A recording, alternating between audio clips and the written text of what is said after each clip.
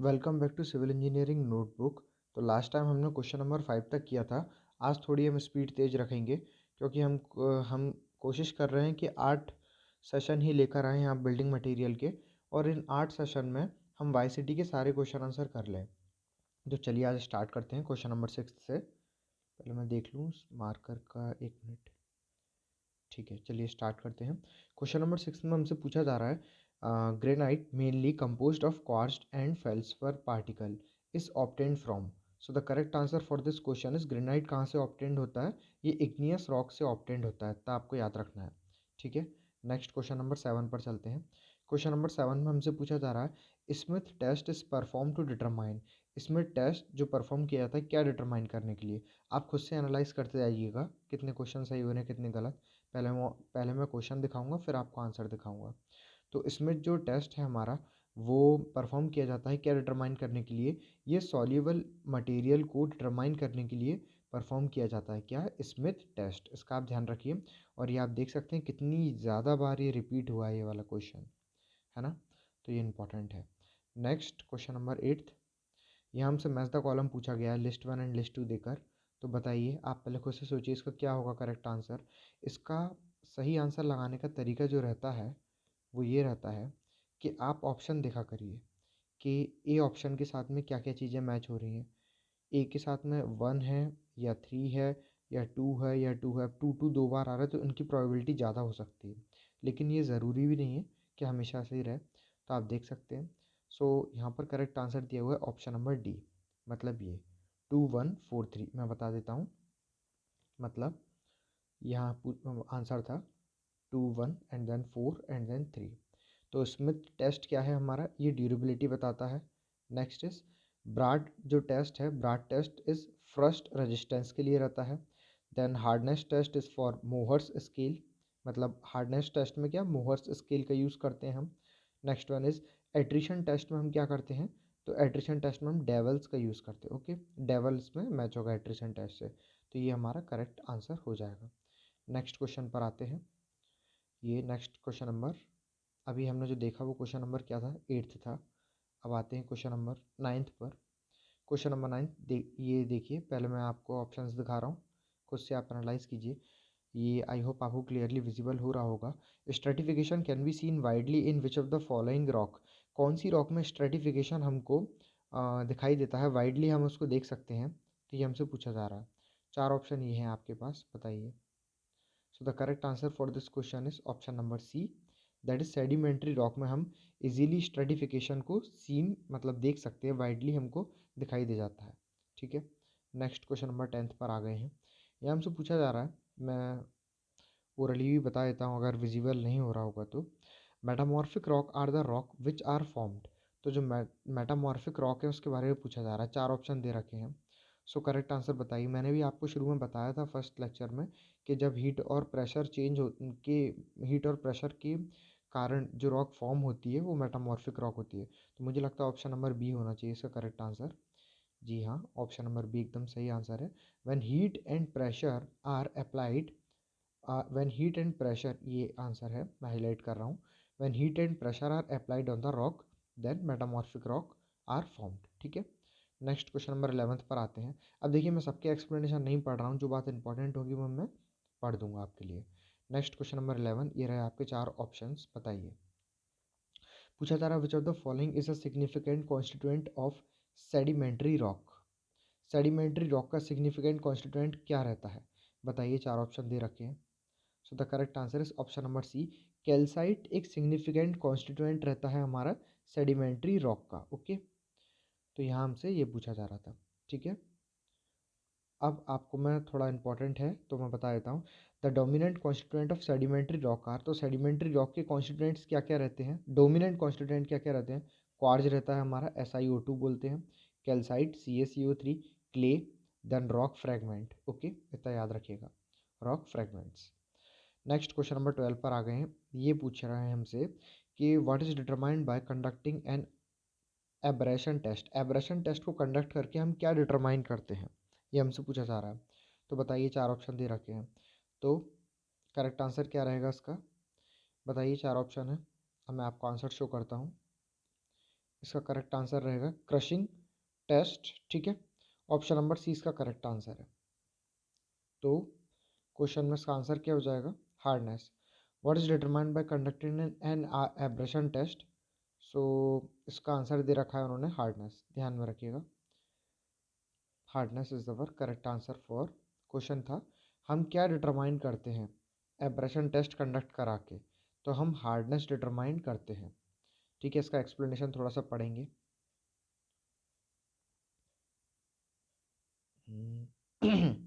एक मिनट, हमने अभी जो क्वेश्चन देखा था ये क्वेश्चन नंबर 12 था ना, ठीक है, तो हम सही चल रहे हैं। वो क्या है, पीडीएफ थोड़ा ऐसा फॉर्म में बनी हुई है कि कंफ्यूजन था इसलिए, ठीक है। तो इसका correct answer option number C था, हमने देख ही लिया है। अब हम और भी एक्सप्लेनेशन देखते हैं इसमें, जैसे कि ये बताया हुआ है यहाँ पर कि टाइप ऑफ रोड और पेवमेंट, और यहाँ दूसरा कॉलम में दे रखा है एग्रीगेट क्रशिंग वैल्यू, ठीक है। तो जो जो इम्पोर्टेंट है वो आपको पता होना चाहिए। वैसे एक बार मैं भी सारी पढ़ देता हूँ। जैसे फ्लेक्सिबल पेमेंट में तो कुछ नहीं रहता, crushing aggregate value. Then soling में हम बात करते हैं तो 50% रहेगा। देन वाटर बॉन्ड मैकेडम में 40%, तो ये इंपॉर्टेंट हो सकता है, WBM वाला ये इंपॉर्टेंट हो सकता है, ठीक है। देन बिटुमिनस मैकेडम वाला भी इंपॉर्टेंट हो सकता है, 40% दोनों में सेम रहता है। Then thin premix carpet 30%। After that for rigid pavement में कुछ नहीं रहता है, इसका ध्यान में रखिएगा।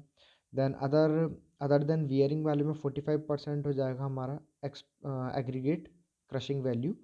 Then the last one is surface और वियरिंग में 30% हो जाएगा। तो आप याद रखिए इन दोनों को, 40% रहता है एग्रीगेट क्रशिंग वैल्यू, ठीक है, किसमें, वाटर बॉन्ड मैकेडम और बिटुमिनस मैकेडम में, ठीक है। चलिए नेक्स्ट क्वेश्चन नंबर 13 है हमारे पास।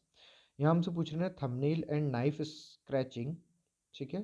Thumbnail and knife scratching test is to determine, इससे हम क्या डिटरमाइन करते हैं थंबनेल और नाइफ स्क्रैचिंग टेस्ट से, बताइए।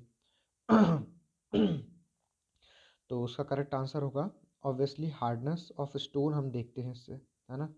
Hardness of stone is our correct answer. Next question पर आते हैं, क्वेश्चन नंबर 14 है हमारे पास। ये हमसे पूछा जा रहा है, ये लीजिए पहले बताइए आंसर। पूछा जा रहा है which of the following test is use to determine the rate of wear of stone. तो स्टोन की वियर को डिटरमाइन करने के लिए हम कौन सा टेस्ट करते हैं, ये रहे हमारे पास 4 ऑप्शन, बताइए। The correct answer is attrition test हम करते हैं, ठीक है, याद रखिएगा, ये पूरा बताया हुआ है। एक बार पढ़ लेते हैं क्रशिंग टेस्ट क्या रहता है। तो क्रशिंग टेस्ट जो है ये मैं अंडरलाइन कर रहा हूँ, आप आराम से इसको पढ़िएगा वीडियो पॉज करके। देन एब्रेशन टेस्ट भी आप पढ़िएगा, क्योंकि हमें अभी आज बहुत सारे क्वेश्चन करने हैं। देन इम्पैक्ट टेस्ट के बारे में भी आप पढ़िएगा। कोई डाउट हो तो आप ज़रूर कमेंट करिएगा, हम इसको सॉल्व करने की कोशिश करेंगे। So next question is question number 15। ये हमसे पूछा जा रहा है कि impact value of stone for road work specifies is, sorry specifies नहीं, पूछा जा रहा था कि impact value of stone for road work specified is.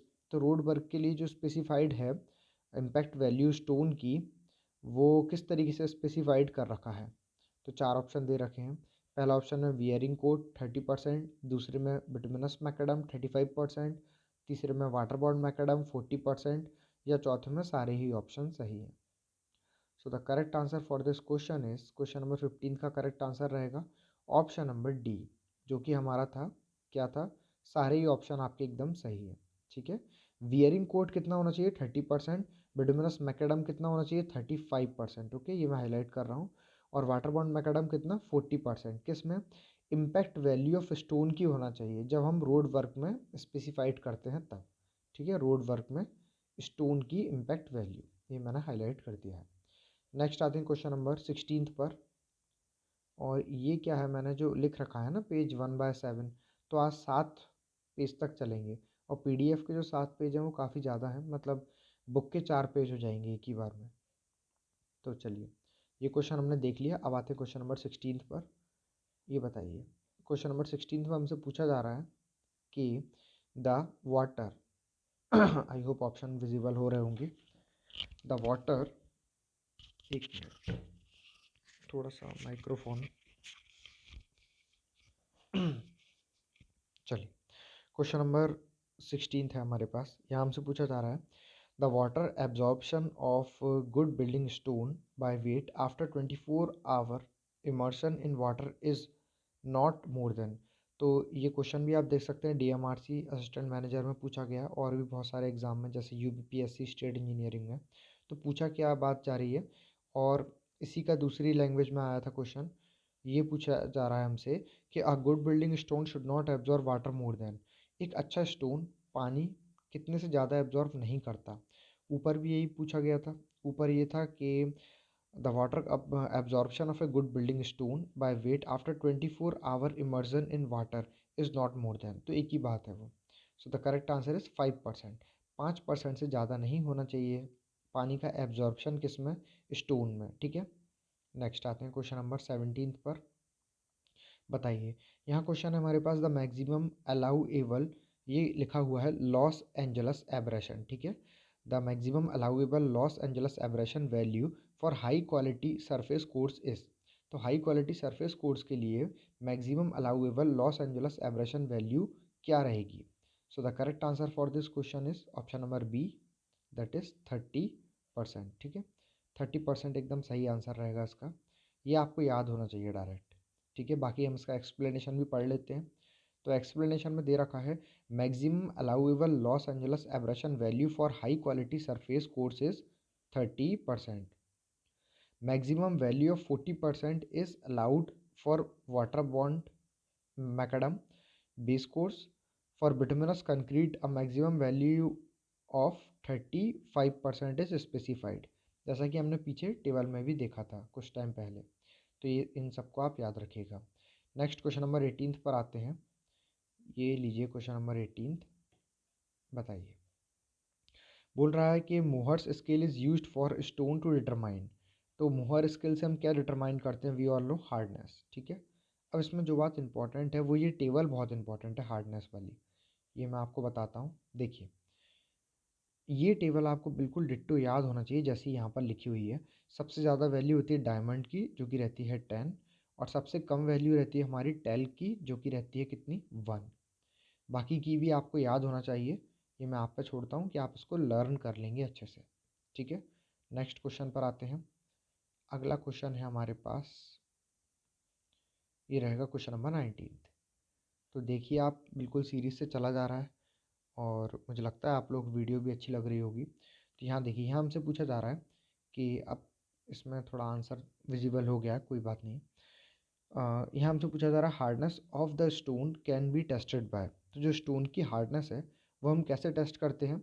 So the correct answer is, हम टेस्ट करते हैं मोहर स्केल से। अभी पीछे हमने क्वेश्चन देखा, और ये बाकी के टेस्ट भी इंपॉर्टेंट है, ये सारे मैं आपको पढ़ देता हूँ। जैसे इम्पैक्ट टेस्ट, इम्पैक्ट स्ट्रेंथ जो रहती है, ये जो स्टोन में हम बात कर रहे हैं। ठीक है, टेस्ट ऑन स्टोन और उनकी प्रॉपर्टीज़। जैसे हम बात करें इम्पैक्ट स्ट्रेंथ की, तो इम्पैक्ट स्ट्रेंथ में हम क्या देखते हैं, इम्पैक्ट में हम टफनेस देखते हैं। ऐसे याद रखिए, इम्पैक्ट मतलब टफनेस। एब्रेशन टेस्ट में हम क्या देखते हैं, वियर एंड टीयर। मोहर स्केल में क्या देखते हैं, हार्डनेस, मतलब क्या हार्डनेस है स्टोन की। और क्रशिंग स्ट्रेंथ में क्या देखते हैं, हम उसकी स्ट्रेंथ ही देखते हैं। नेक्स्ट क्वेश्चन नंबर 20 पर आते हैं। यहाँ हमसे पूछा जा रहा है कि ये लीजिए, the rate of loading applied in crushing test is. Crushing test में हम कितनी लोडिंग अप्लाई करते हैं। ये क्वेश्चन इंपॉर्टेंट है क्योंकि ऐसे क्वेश्चन यूजुअली बनते नहीं है ना, इसलिए। तो इसका करेक्ट आंसर क्या हो जाएगा, हम अप्लाई करते हैं 40 टन पर मिनट। हर मिनट पर हम कितना, 40 टन का लोड देते हैं। क्या निकालने के लिए, क्रशिंग स्ट्रेंथ निकालने के लिए। ठीक है, इसको याद रखिएगा। क्वेश्चन ऐसे आया था, rate of loading applied in crushing strength is. तो क्रशिंग स्ट्रेंथ में हम कितनी लोडिंग अप्लाइड करते हैं। Correct answer is 40 ton per minute. Next question पर आते हैं। ये क्वेश्चन नंबर 21 होना चाहिए, शायद प्रिंटिंग मिस्टेक है। चलिए, कोई दिक्कत नहीं है, इन्होंने डबल बार 20 लिख रखा है। तो यहाँ पर देखिए, यहाँ हमसे पूछा जा रहा है द नहीं, a simple field test carried out to determine deterioration of stone when emerged in water is known as. तो एक सिंपल फील्ड टेस्ट रहता है जिसमें हम क्या करते हैं, स्टोन को इमर्ज्ड कर देते हैं पानी में, और हम चेक करते हैं, मतलब उसको डिटरमाइन करते हैं डिटोरिएशन, स्टोन का डिटोरिएशन को हम डिटरमाइन करते हैं। तो कौन सा टेस्ट रहता है इन चारों में से, बताइए। चारों ऑप्शन आपके सामने हैं। So the correct answer for this question is option number D, मतलब स्मिथ टेस्ट जो रहता है ना, उसमें हम यही करते हैं, डिटोरिएशन देखते हैं स्टोन का, डिटोरिएशन ऑफ स्टोन। ठीक है, ध्यान रखिएगा। नेक्स्ट चलते हैं क्वेश्चन नंबर 21 पर। यहाँ सॉरी गाइज, इसके आंसर मैं हाइड नहीं कर पाता क्योंकि काफ़ी छोटा छोटा लिखा हुआ है। और आई होप आपको अगर विजिबल नहीं हो रहा होगा तो मैं ऑडिबल तो हूँ ना, तो आप इसको थोड़ा समझते जाइएगा। वैसे विजिबिलिटी भी इसकी ठीक है इस पीडीएफ में। सो क्वेश्चन ये है, in case of building stone the test that is use to determine the presence of soluble organic matter inside the stone is. तो ये मान लीजिए कोई स्टोन है आपका, इसके अंदर जो सॉल्यूबल ऑर्गेनिक मैटर है उसको डिटरमाइन करना है हमको। ठीक है, तो क्वेश्चन क्या है हमारे पास? क्वेश्चन है, in case of building stone the test that is use to find, मतलब डिटरमाइन नहीं करना, अगर हमको स्टोन के अंदर का ऑर्गेनिक कंटेंट फाइंड करना है, find the presence of soluble organic matter inside the stone, तो हम कौन सा टेस्ट लगाएंगे? अच्छा क्वेश्चन है ना, ध्यान रखिएगा, डीएमआरसी में पूछा गया था 2020 में। तो उसका करेक्ट आंसर क्या रहेगा? इसका करेक्ट आंसर है स्मिथ टेस्ट। ठीक है, स्मिथ टेस्ट एक ऐसा टेस्ट है जिसमें हम स्टोन के अंदर का ऑर्गेनिक मैटर की प्रेजेंस देख सकते हैं कि है या नहीं है ना। ठीक है, तो इसको पढ़ने की कोई ज़रूरत नहीं है, वैसे इतना भी टफ नहीं था, लेकिन क्वेश्चन बनाने का तरीका अच्छा था डीएमआरसी वालों का। नेक्स्ट क्वेश्चन पर आते हैं। यहाँ हमसे पूछा जा रहा है कि ये रहे आपके चार ऑप्शन, आपको दिख रहा होगा आई होप सो। यहाँ हमसे पूछा ये जा रहा है कि based on the rock mass rating, जिसको क्या बोल रखा है? RMR, rock mass rating, a rock having a value range between 41 to 60 will be rated as. मतलब जिस रॉक की रेंज 41 से 60, जो कि मैं हाईलाइट कर रहा हूँ, 41 से 60 है, वो कैसी रेट करेंगे हम? अच्छा क्वेश्चन है, थोड़ा यूनिक क्वेश्चन है। तो इसको हम कैसे हाईलाइट करेंगे? हम उसको हाईलाइट करेंगे कि वो है हमारी फेयर रॉक कहलाएगी। जब RMR की वैल्यू 41 से 60 रहेगी तो हमारी रॉक कैसी रहेगी? फेयर रहेगी। अब हम इसका और बाकी के भी ऑप्शंस, मतलब बाकी का और एक्सप्लेनेशन देखते हैं। देखिए, अब आप आगे से याद रखिएगा, जब भी रॉक मास रेटिंग इस तरीके से होगी तो उसकी क्या क्या रॉक के क्लासिफिकेशन रहेंगे वो हम बताते हैं आपको। अगर हमें वेरी गुड रॉक चाहिए ना, तो उसकी RMR वैल्यू होना चाहिए 81 से 100। देन गुड रॉक में 61 to 80, फेयर रॉक में 41 to 60, पुअर रॉक में 21 to 40, वेरी पुअर रॉक में स्मॉलर देन 20। ठीक है, चलिए आगे चलते हैं।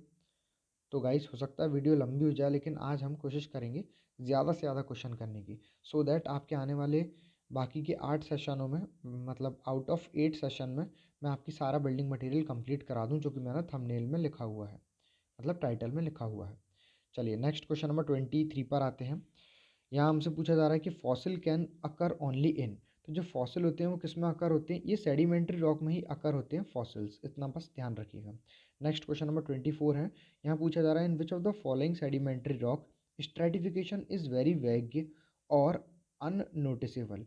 मतलब इनमें से कौन सी रॉक में स्ट्रेटिफिकेशन बहुत, मतलब ना, अननोटिसेबल रहता है, मतलब ना के बराबर रहता है, सब दिखता ही नहीं है, अननोटिसेबल रहता है स्ट्रेटिफिकेशन।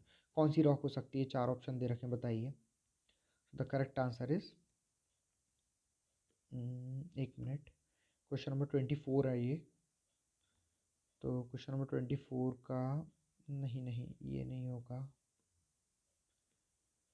24 क्वेश्चन है ना ये, तो ये क्या शो कर रहा है?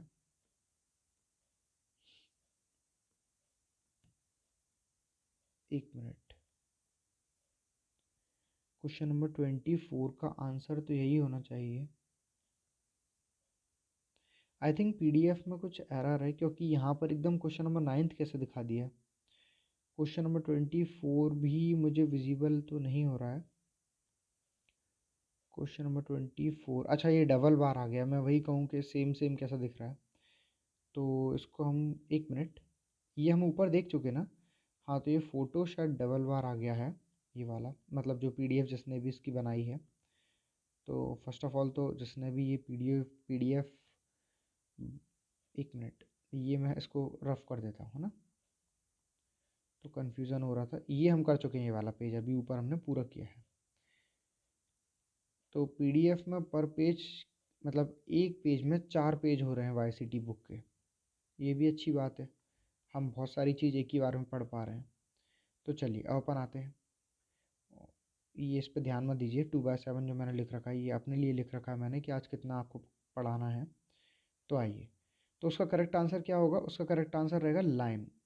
एक मिनट मैं आपको बता देता हूँ किसकी बात कर रहा हूँ, इसकी। ये जो हम पढ़ रहे थे ना अभी, तो उसका करेक्ट आंसर क्या रहेगा? इसका आंसर रहेगा लाइम स्टोन।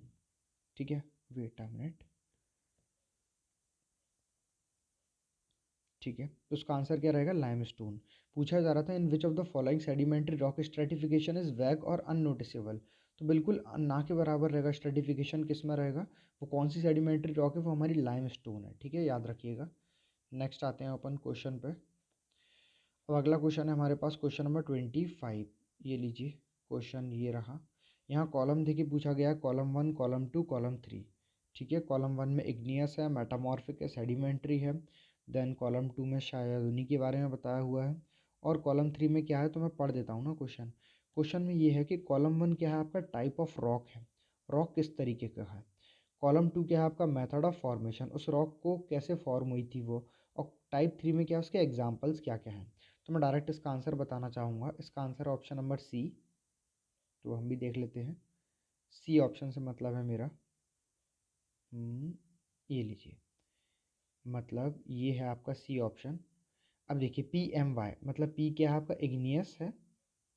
ठीक है, इसमें एम आपको बता रखा है। एम बोले तो ये है आपका इग्नियस कैसे फॉर्म हुआ है आपका? Volcanic action formed by cooling of lava.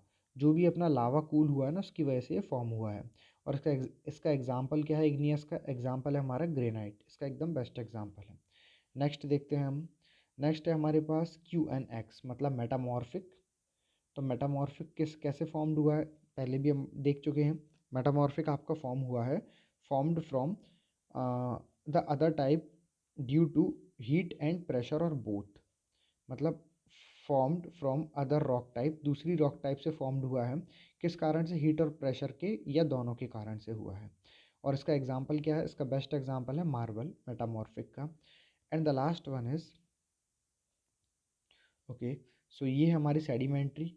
और सेडिमेंट्री का कैसे फॉर्मेशन हुआ है? तो ये हुआ है हमारा deposition of layer in water bodies followed by intense pressure. ठीक है, तो deposition of layer in water bodies followed by intense pressure. और इसका अच्छा एग्जाम्पल है डोलोमाइट, एक बेस्ट एग्जाम्पल है किसका? सेडिमेंट्री का। आई होप आपको ये क्वेश्चन समझ में आ गया होगा। नेक्स्ट आते हैं क्वेश्चन नंबर 26 पर। ये देखिए और बताइए इसका करेक्ट आंसर क्या रहेगा। अगेन मैच द कॉलम पूछा जा रहा है हमसे। अगर विजिबल नहीं हो रहा तो मैं आपको बता देता हूँ कि क्या क्या चीज़ें हैं। तो उसमें कॉलम 1 में क्या दे रखा है? केमिकल क्लासिफिकेशन ऑफ रॉक दे रखा है। और कॉलम 2 में दे रखा है main minerals content in the rock. तो क्या क्या मिनरल कंटेंट कर रखे हैं रॉक में, ये हमको बताना है। तो बताइए क्या रहेगा इसका आंसर। सो मेरे हिसाब से इसका देखिए, जैसे सिलीशियस रॉक है, तो सिलीशियस रॉक क्या हो सकता है? ये सैंड एंड क्वार्ट्ज हो सकता है, तो ऑप्शन नंबर ए होना चाहिए। ठीक है, सैंड और क्वार्ट्ज। क्यों दिखा मैंने ऑप्शन नंबर ए? क्योंकि क्यू जब हमने देखा, क्योंकि पी का टू तो दोनों में ही है, ऑप्शन ए और डी में भी है। बट जब हम नेक्स्ट ऑप्शन देखेंगे, ऑप्शन नंबर 2, मतलब जो कि था क्यू में, क्या है? आर्गिलेशस रॉक। आर्गिलेशस रॉक क्या होगी? आपकी क्ले मिनरल ही होगी, इसलिए ऑप्शन डी नहीं हो सकता। तो करेक्ट आंसर होना चाहिए ऑप्शन नंबर ए, है ना। तो मैंने बता भी दिया था 2, 3 and 1 is our correct answer. 2, 3 and 1। So calcareous क्या रहेगी हमारी? कार्बोनेट ऑफ लाइम रहेगा। ये हो गए हमारे सारे मतलब इस वाले क्वेश्चन के सारे आंसर हो गए। नेक्स्ट क्वेश्चन नंबर 27 पर आते हैं। मार्वल इज, तो मार्वल क्या है? मार्वल इज मार्वल क्या है? मेटामॉर्फिक, हमने अभी ऊपर देखा। मार्वल क्या है? एक मेटामॉर्फिक है। नाउ सैंड स्टोन इज, तो सैंड स्टोन क्या है हमारा? सेडिमेंट्री होना चाहिए, है ना। तो इसका आंसर ऑप्शन नंबर ए होगा।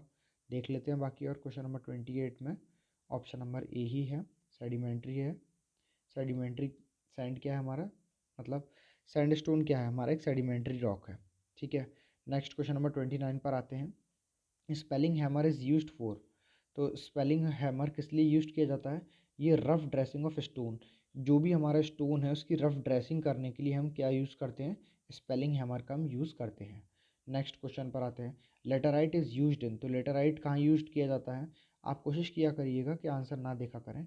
तो लेटराइट कहाँ यूज़ किया जाता है? ये आपका किया जाता है कार्विंग एंड ऑर्नामेंटल वर्क में यूज़ किया जाता है लेटराइट का। ठीक है, इतना आप ध्यान रखिएगा। नेक्स्ट क्वेश्चन पर आते हैं। क्वेश्चन नंबर 31 है। ये पूछा जा रहा है which of the following has more fire resisting characteristics. इनमें से किसका ज़्यादा फायर रेजिस्टिंग कैरेक्टरिस्टिक्स है, बताइए। चार ऑप्शन दे रखे हैं। So the correct answer is option number C. Compact sandstone का बहुत अच्छा फायर रेजिस्टिंग कैरेक्टरिस्टिक्स होता है इन चारों ऑप्शन के कंपैरिजन में। नेक्स्ट क्वेश्चन नंबर 32 पर आएंगे। यहाँ हमसे पूछा जा रहा है कि stone whose crushing strength is maximum is, ऐसा स्टोन जिसकी क्रशिंग स्ट्रेंथ सबसे ज़्यादा रहती है वो क्या रहता है? ऑब्वियसली वो ग्रेनाइट रहता है, बट ये कॉस्टली बहुत होता है इसलिए हम इसको यूज़ नहीं कर पाते। तो इसका करेक्ट आंसर है granite. Stone whose crushing strength, ऐसा स्टोन जिसकी क्रशिंग स्ट्रेंथ ज़्यादा होती है या मैक्सिमम होती है तो कौन सा होता है? ग्रेनाइट होता है। नेक्स्ट क्वेश्चन नंबर 33 है। यहाँ हमसे पूछा जा रहा है कि most of the stone possesses the specific gravity in the range of, तो जितने भी स्टोन है वो पजेस करते हैं स्पेसिफिक ग्रेविटी किस रेंज में? चार ऑप्शन दे रखे हैं। Correct answer option number C है, 2.4 से 2.8 के बीच में पजेस करते हैं। नेक्स्ट आपको ये भी पता होना चाहिए कि सैंड स्टोन स्पेसिफिक ग्रेविटी कितनी रहती है सैंड स्टोन की? वो 2.6 रहती है। ठीक है। नेक्स्ट आई क्वेश्चन नंबर 34 है हमारे पास। Heavy stone is suitable for, तो जो हैवी स्टोन है वो किस चीज़ के लिए सूटेबल रहता है? ये शायद रबल मेसोनरी के लिए सूटेबल रहता है। आई एम नॉट श्योर, लेकिन देख लेते हैं। तो ये इसका एक्सप्लेनेशन दे रखा है, ऑप्शन नंबर डी इसका करेक्ट आंसर है। तो मैं शायद गलत हो गया। ये जो हैवी स्टोन रहता है ना, ये सूटेबल रहता है रिटेनिंग वॉल्स के लिए। ये देखा ही नहीं वाला ऑप्शन, रिटेनिंग वॉल्स के लिए सूटेबल रहता है। सो इसका एक्सप्लेनेशन पढ़ने की तो कोई ज़रूरत नहीं है, हमें पता ही पड़ गया है। Next question number 35, the crushing strength of good building stone should be more than, good building stone की कितना होना चाहिए? गुड बिल्डिंग स्टोन की 100 MPa से ज़्यादा होना चाहिए क्रशिंग स्ट्रेंथ। ओके। नेक्स्ट आते हैं हम, तो देखिए नेक्स्ट क्वेश्चन देखते हैं। क्वेश्चन नंबर 36 है हमारे पास। ये हमसे पूछा जा रहा है कि विच of the following is used for decorative work in building, building में डेकोरेटिव वर्क के लिए हम क्या यूज़ करेंगे? Granite, Basalt, slate, diamond. Obviously हम ग्रेनाइट का यूज़ कर सकते हैं डेकोरेटिव वर्क में बिल्डिंग में, है ना। डायमंड तो वैसे ही नहीं हो सकता। इसका करेक्ट आंसर क्या है? ग्रेनाइट। नेक्स्ट क्वेश्चन नंबर 37 है हमारे पास। यहाँ पूछा जा रहा है in stone masonry stone are so placed that the direction of pressure is, direction of pressure is क्या रहेगा? स्टोन मैसोनरी में स्टोन इस तरीके से रखा जाता है कि प्रेशर का जो डायरेक्शन है वो कहाँ रहता है? Pressure is along the direction of bedding या at 60 डिग्री या 45 degree. So correct answer is option number D, मतलब perpendicular to the direction of bedding plane. ये क्या रहता है? बेडिंग प्लेन के डायरेक्शन के परपेंडिकुलर रहता है। ठीक है। नेक्स्ट आ जाते हैं, क्वेश्चन नंबर 38 पर आते हैं। यहाँ हमसे पूछा जा रहा है कि ग्रेनाइट कंटेंट ऑफ, पूछा ही जा रहा है कि ग्रेनाइट कंटेन्स प्राइमरीली, तो ग्रेनाइट प्राइमरीली क्या कंटेन करता है? चार ऑप्शन दे रखे हैं। Correct answer is granite contain करता है क्वार्ट्ज एंड फेल्ड्सपर। ग्रेनाइट क्या कंटेन करता है? Quartz and feldspar, quartz and feldspar. Okay, याद रखिएगा। In core drilled for 100 metre the following fragment were obtain 24 centimetre, 12, 11, 9, 22, 8, 12 and loose rock. The RQD, again question आ गया हमारे पास आरक्यूडी से। तो ऐसी रॉक, आरक्यूडी क्या रहेगा? आरक्यूडी ऑफ रॉक हमसे पूछा जा रहा है, और यहाँ क्वेश्चन कुछ थोड़ा सा न्यूमेरिकल बेसिस पर लग रहा है कि कोर ड्रिल्ड हो रही है 100 मीटर की। फॉलोइंग फ्रेगमेंट्स आर ऑब्टेन, अलग अलग फ्रेगमेंट ऑब्टेन किए गए हैं 24 सेंटीमीटर पे, 12 पे, 11 पे, 9 पे, 22 पे, 8 पे और 12 पे और लूज रॉक पर। हमको बताना है आरक्यूडी ऑफ रॉक क्या रहेगा इन सब के बाद में। तो हम देखते हैं इसका आंसर कैसे किया है इन्होंने सॉल्व। तो देखिए देखिए आपको इसका फॉर्मूला पता होना चाहिए आरक्यूडी निकालने का, है ना। तो देखिए रॉक क्वालिटी डेजिग्नेशन क्या रहता है? आरक्यूडी ये रहता है हमारा summation of length of core in piece, जो कि ग्रेटर देन 10 सेंटीमीटर होना चाहिए, whole upon total core run length, ठीक है, इनटू 100। तो देखिए जो भी आपको दे रखा था length of core in pieces, तो क्या है लेंथ? 24, 12, 11, 22 और 12, इन सब का सम किया, 100 से डिवाइड किया तो आंसर कितना आया, और 100 से ही मल्टीप्लाई किया तो 81% आएगा, मतलब एक्सीलेंट है हमारी रॉक क्वालिटी। ठीक है, ध्यान रखिएगा। नेक्स्ट नेक्स्ट आते हैं हम क्वेश्चन नंबर 40 पर। यहाँ हमसे पूछा जा रहा है कि specific gravity of quartz disc, quartz की स्पेसिफिक ग्रेविटी क्या रहती है, आपको याद ही करना पड़ेगा, कोई और तरीका नहीं है। 2.91 होती है क्वार्ट्ज की specific gravity. Next question number 41, chemically marble is blank rock. Marble क्या है, मार्बल हमारी कैलकेरियस रॉक है, ठीक है, याद रखिए। Which position of natural stone of, which position of, ठीक है, which position of natural bed of stone relative to direction of pressure ensure maximum strength, ठीक है, which position of natural bed of stone relative to direction of pressure ensure maximum strength. कौन सी position सबसे ज़्यादा strength देती है nature of bed of stone में, मतलब स्टोन की बेड पर, तो वो देती है आपकी परपेंडिकुलर, ठीक है, ध्यान रखिएगा, परपेंडिकुलर। नेक्स्ट क्वेश्चन नंबर 43 है हमारे पास, the tendency of stone is to split along. Stone की टेंडेंसी क्या रहती है, वो स्प्लिट अलोंग कहाँ करता है, वो स्प्लिट करता है along cleavage. Next question number 44, quartzite is a blank. क्या है क्वार्जाइट, बताइए। Correct answer is option number A, siliceous rock. Quartzite क्या है, एक सिलीशियस रॉक है। Next question number 45, which of the following is not carbonate mineral. इनमें से कौन सा कार्बोनेट मिनरल नहीं है, तो यह आंसर है हैलाइट। हैलाइट एक कार्बोनेट मिनरल नहीं है, बाकी के मतलब कार्बोनेट मिनरल हैं। नेक्स्ट क्वेश्चन नंबर 45 के बाद question number 46, maximum permissible wear in stone for road workers कितना रहता है, मैक्सिमम परमिसिबल 2% का लिया जाता है, ठीक है। Maximum permissible wear in stone for road work is 2%। Next question number 47, mafic rock are a part of. तो माफिक रॉक किसका पार्ट है, ये इग्नियस रॉक का पार्ट है माफिक रॉक, याद रखिएगा। Next question number 48, which of the following is not ideal age foundation of dam as it is prone to distribution, as it is prone to dissolution and result in formation of cavities। तो इनमें से कौन सी चीज़ identical नहीं है, as foundation of dam, as it prone to distribution and result in formation of cavities। so correct answer क्या रहेगा आपका, limestone. जो आपका लाइमस्टोन है is not valid as foundation of dam as it is prone to dissolution and result in formation of what, result in formation of cavities। तो आप ध्यान रखिए, पूछा गया क्वेश्चन है, टीएसपीसी में पूछा गया था, ठीक है। नेक्स्ट सेकंड, नेक्स्ट बोल सकते हैं हम उसके बाद कि maximum bearing capacity can be expected from. Maximum bearing capacity can be expected from, ऊपर ही मैंने बताया था कि मैक्सिमम बियरिंग कैपेसिटी हम कहाँ से एक्सपेक्ट कर सकते हैं, हम ग्रेनाइट से कर सकते हैं, पर ये कॉस्टली होता है इसलिए हम उसको यूज़ नहीं करते हैं, है ना। Next and the last question of our today's session is, पूछा जा रहा है हमसे कि crushing strength of sandstone is. Sandstone की क्रशिंग स्ट्रेंथ क्या रहती है, हमको पता होना चाहिए, 65 न्यूटन पर mm² होती है, ठीक है। तो वैसे मैं क्वेश्चन और भी बहुत सारे लाया था, लेकिन अभी हम टाइम को भी देख के चलना है, तो कोई दिक्कत नहीं है। टाइटल वैसे बदलने की कोशिश नहीं करूँगा मैं अभी, तो पूरे 8 दिन हो जाने दीजिए, फिर देखते हैं। तो यहाँ आज हमने क्या देखा, यहाँ हमने क्वेश्चन नंबर 50 तक देखा है। अगली बारी हम जब भी आएंगे क्वेश्चन नंबर 51 से कंटिन्यू करेंगे, और इसके जितने भी क्वेश्चन हैं वो हम यहीं पर ही सॉल्व कर लेंगे। Thank you and have a wonderful day. और वीडियो को ज़रूर से ज़रूर सब्सक्राइब करें, चैनल को सब्सक्राइब करो और वीडियो को शेयर कीजिए। Thank you.